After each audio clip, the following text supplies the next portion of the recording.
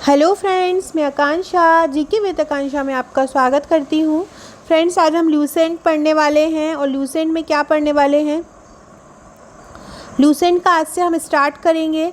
और ये जो लूसेंट है फ्रेंड्स, जब हम लूसेंट पढ़ते हैं हमको ये तो पता है कि लूसेंट बहुत इंपॉर्टेंट है हमारे हर एग्ज़ाम के लिए, भले ही हमारे प्री की दृष्टि से देखा जाए या हम किसी भी वनडे एग्ज़ाम की तैयारी कर रहे हों। अगर हम लूसेंट पढ़ लेते हैं तो हमारा 70 से 80% कवर हो जाता है। तो इसलिए मैं ये लूसेंट लेके आई हूँ क्योंकि लूसेंट की जो भाषा है बहुत ज़्यादा क्लिष्ट है और बहुत मतलब घना जो है उसको बहुत डेंसिटी है, उसमें पढ़ने में बहुत ज़्यादा प्रॉब्लम होती है क्योंकि एक पेज पे बहुत सारे ज़्यादा टॉपिक कवर किए जाते हैं। मैं उन्हीं टॉपिक को आपके सामने हैंड रिटन लेके आऊँगी और करीब 20,000 प्लस फैक्ट हैं लूसेंट में, तो उनको हम वन लाइनर फॉर्म में करेंगे और हैंड रिटन करेंगे। तो आपको क्या है, मैं जब समझाऊंगी तो आपको वो लूसेंट पूरी की पूरी रटती चली जाएगी। बस आप मेरे जो भी वीडियो में डाल रही हैं उसको देखते रहिएगा और अगर चाहें तो आप लिख भी सकते हैं अपनी कॉपी में, ताकि आपका पूरा लूसेंट जो है आपके एग्ज़ाम के समय आपको रिवीजन करने में, याद करने में तैयारी अच्छा हो जाएगी। लूसेंट जो है हमारा 60 दिन का टारगेट है, 60 दिन में आपका लूसेंट पूरा कवर हो जाएगा। तो चलिए स्टार्ट करते हैं हम आज से। देखिए फिर ये मेरी लूसेंट से ही पूरा लिखा हुआ है। लूसेंट का जो फर्स्ट पेज है उससे जितने क्वेश्चन बनाई हूँ मैं, तो आप इसी तरह से आप लिखिएगा और इनको याद कीजिएगा। जहाँ मुझे लगेगा कि कोई क्वेश्चन याद नहीं हो रहा है तो वहाँ आप ट्रिक वाइज भी उसको याद कर सकते हैं।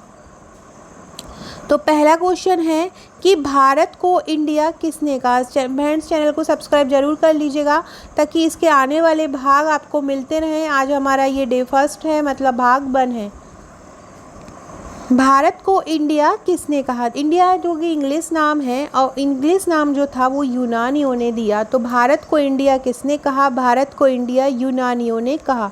भारत को इंडिया किसने कहा। भारत को इंडिया किसने कहा। भारत को इंडिया यूनानियों ने कहा। नेक्स्ट है भारत को हिंद और हिंदुस्तान कहा। भारत को हिंद और हिंदुस्तान किसने कहा। तो भारत को हिंद और हिंदुस्तान कहा है मुस्लिम इतिहासकारों ने। भारत को हिंद और हिंदुस्तान किसने कहा। मुस्लिम इतिहासकारों ने भारत को हिंद और हिंदुस्तान कहा। इंडिया कहा यूनानियों ने और हिंदुस्तान कहा मुस्लिम इतिहासकारों ने। नेक्स्ट क्वेश्चन है प्राचीन भारतीय इतिहास के बारे में जानकारी कितने स्रोतों से प्राप्त होती है। प्राचीन, ये पहले याद रखिएगा, यूनानियों ने क्या कहा, इंडिया का, और मुस्लिम लोगों ने क्या कहा, इसको हिंद और हिंदुस्तान कहा। आपको उर्दू जैसा शब्द दिख रहा होगा। तो प्राचीन भारतीय इतिहास के बारे में जानकारी कितने स्रोतों से प्राप्त होती है। तो 4 स्रोतों से प्राप्त होती है। कौन कौन से हैं ये 4 स्रोत। पहला है धर्म ग्रंथ, दूसरा है ऐतिहासिक ग्रंथ, तीसरा है विदेशियों का विवरण और पुरातत्व संबंधी साक्ष्य। हमको जो इतिहास के बारे में जानकारी मिलती है वो इन्हीं चारों से मिलती है, धर्म ग्रंथ से, ऐतिहासिक ग्रंथ से, विदेशियों के विवरण से और पुरातत्व संबंधी साक्ष्य से। तो फ्रेंड्स, हमने आज अभी क्या पढ़ा। भारत को इंडिया यूनानियों ने कहा, हिंद और हिंदुस्तान मुस्लिम इतिहासकारों ने कहा। भारतीय इतिहास के बारे में जानकारी कितने स्रोतों से प्राप्त होती है। 4 स्रोतों से। नेक्स्ट है भारत का सबसे पहला प्राचीन धर्म ग्रंथ कौन सा है। तो भारत का सबसे पहला प्राचीन धर्म ग्रंथ है वेद। सबसे पहले प्राचीन धार्मिक ग्रंथ कौन सा है। वेद है। वेदों के संकलनकर्ता कौन है। तो वेदों के संकलनकर्ता है कृष्ण द्वैपायन वेद व्यास। देखिए फ्रेंड्स, लूसेंट आपको कितनी छोटी छोटी शब्द दिए रहते हैं, मैंने कितना बड़ा बड़ा शब्द बताया है ताकि आप बहुत आसानी से पढ़ सके। ऐसा ही नोट्स मैं आपको प्रीलिम्स के लिए प्रोवाइड कराऊंगी, लूसेंट का, घटना चक्र का, प्लस और भी जो कुछ टॉपिक रह जाते हैं वो जो लूसेंट में नहीं रहते उनका, गेम्स एंड स्पोर्ट्स का और मध्य प्रदेश जीके का।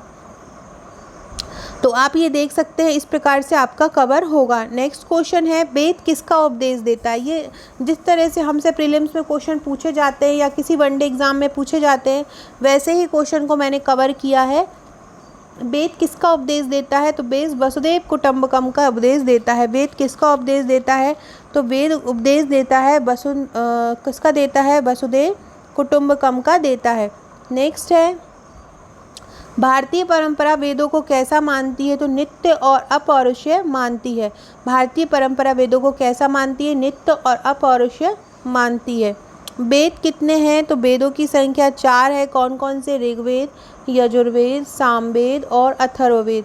वेद कितने हैं? 4 है। ऋग्वेद, यजुर्वेद, सामवेद और अथर्ववेद। संहिता किसे कहते हैं? तो चारों वेदों को एक साथ संहिता बोला जाता है। वेद किसे कहते हैं? तो चारों वेदों को एक साथ संहिता बोला जाता है। ऋचाओं का क्रमबद्ध ज्ञान क्या कहलाता है? ऋचाओं का क्रमबद्ध ज्ञान ऋग्वेद कहलाता है। ऋचाओं का क्रमबद्ध ज्ञान क्या कहलाता है? ऋचाओं का क्रमबद्ध ज्ञान क्या कहलाता है? ऋग्वेद कहलाता है। ऋग्वेद में कितने मंडल होते हैं? ऋग्वेद में 10 मंडल होते हैं। ऋग्वेद में कितने मंडल होते हैं? 10 मंडल होते हैं। ऋग्वेद में कितने सूक्त होते हैं? तो ऋग्वेद में 1028 सूक्त होते हैं। ऋग्वेद में मंडल कितने होते हैं? 10। और ऋग्वेद में सूक्त कितने होते हैं? 1028। ऋग्वेद में कितनी ऋचाएँ होती हैं? तो 10,462 ऋचाएँ होती हैं। ऋग्वेद में मंडल 10 होते हैं, सूक्त 1028 होते हैं और ऋचाएँ 10,462 होती हैं। याद रखिएगा, ऋचाओं का क्रमबद्ध ज्ञान ऋग्वेद कहलाता है। ऋग्वेद में 10 मंडल होते हैं, ऋग्वेद में 1028 सूक्त होते हैं और 10,462 ऋचाएँ होती हैं। नेक्स्ट है, ऋग्वेद के ऋचाओं को पढ़ने वाले ऋषि क्या कहलाते हैं? ऋग्वेद की जो ऋचाएँ होती हैं उनको पढ़ने वाले ऋषि क्या कहलाते हैं? उनके पढ़ने वाले ऋषि को हम होर्त बोलते हैं। ऋग्वेद की ऋचाओं को पढ़ने वाले ऋषि क्या कहलाते हैं? होर्त कहलाते हैं। नेक्स्ट है, ऋग्वेद से क्या जानकारी प्राप्त होती है? तो ऋग्वेद से आर्यों का इतिहास और राजनीतिक प्रणाली के बारे में जानकारी प्राप्त होती है। ऋग्वेद से क्या जानकारी प्राप्त होती है? आर्यों के इतिहास और राजनीतिक प्रणाली के बारे में जानकारी प्राप्त होती है। बाल खिल्य पाठ के 11 सूक्त कहाँ पे हैं? तो जो 10 मंडल हैं, जो 10,462 ऋचाएँ हैं, 1028 सूक्त हैं, तो उन्हीं में ही बाल खिल्य पाठ के 11 सूक्त हैं। कहाँ पे? ऋग्वेद में। ऋग्वेद की रचना किसने की है? तो ऋग्वेद की रचना की है विश्वामित्र ने। ऋग्वेद की रचना किसने की है? ऋग्वेद की रचना विश्वामित्र ने की है। फ्रेंड, मैंने आपको कहीं से क्वेश्चन नहीं लिया है, केवल ल्यूसेंट का जो पहला पेज है उसी से ही मैं आपको ये करवा रही हूँ और उसी का ही पहला पेज आज ये कवर किया है, जिसमें आपको एक एक पॉइंट जो है लेवल लाइनर फॉर्म में मिल गया है। गायत्री मंत्र ऋग्वेद के किस मंडल में है? तीसरे मंडल में है। गायत्री मंत्र ऋग्वेद के किस मंडल में है? तीसरे मंडल में है। और गायत्री मंत्र जो है वो सूर्य देवता को समर्पित है। गायत्री मंत्र किसको समर्पित है? सूर्य देवता को समर्पित है। सोम देवता का उल्लेख ऋग्वेद के किस मंडल में है? 9वें मंडल में है। सोम देवता का उल्लेख ऋग्वेद के किस मंडल में है? 9वें मंडल में सोम देवता का उल्लेख है। नेक्स्ट है, खिल किसे बोला जाता है? खिल, तो खिल बोला जाता है 8वें मंडल में। जो ऋग्वेद का जो 10 मंडल है उनमें से जो 8वां मंडल है, 8वें मंडल में हस्तलिखित ऋचाएँ हैं, उन्हीं ऋचाओं को खिल बोला जाता है। हमने ऊपर पढ़ा है ऋचाओं के बारे में, उनको उनकी जो हस्तलिखित ऋचाएँ उनको ही हम खिल बोलते हैं। तो तीसरे मंडल में क्या है? गायत्री मंत्र का वर्णन है जो सूर्य देवता सावित्री को समर्पित है। 9वें मंडल में सोम देवता का उल्लेख है। 8वें मंडल में हस्तलिखित ऋचाएँ हैं जिन्हें खिल कहते हैं। ऋग्वेद की रचना किसने की है? विश्वामित्र द्वारा की गई है। और बाल खिल पाठ के 11 सूक्त ऋग्वेद में हैं। तो इस प्रकार से हम लोग ऋचाओं को पढ़ने वाला होर्त कहलाता है और जो ऋचाएँ होती हैं हस्तलिखित वो 8वें मंडल में है। सो फ्रेंड्स, ये था मेरा आज का ल्यूसेंट का पहला भाग।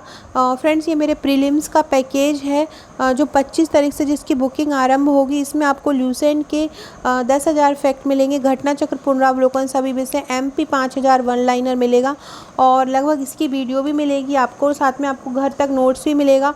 और फ्रेंड्स, ये अलग अलग सब्जेक्ट वाइज रहेगा। ल्यूसेंट का इतिहास का अलग, घटना चक्र पुनरावलोकन इतिहास उसमें ऐड रहेगा, मतलब इतिहास पूरा अलग रहेगा, भूगोल अलग रहेगा, अर्थशास्त्र अलग रहेगा, इस प्रकार से रहेगा। इस प्रकार से सभी ये वस्तुनिष्ठ प्रश्न रहेंगे, कुछ वन लाइनर रहेंगे, ये जिससे आपका प्रीलिम्स का बहुत अच्छा तैयारी हो जाए और किसी भी एग्ज़ाम की तैयारी कर रहे हैं वनडे की तो वो हो जाए। ल्यूसेंट इसमें कवर रहेगा, घटना चक्र कवर रहेगा, साथ में इसमें खेल कूद बहुत अच्छे से कवर किया जाएगा ताकि जो खेल कूद का बेसिक टॉपिक आता है वो आप अच्छे से कर पाएँ। तो बहुत सी जितनी भी बैलेट बुक रहती है उनका सार सबका एक जगह पे निकाल लूँगी मैं हस्तलिखित तरीके से, ताकि आपको एक जगह पे पूरा का पूरा मटेरियल मिल जाए और आपको हर जगह परेशान नहीं होना पड़े।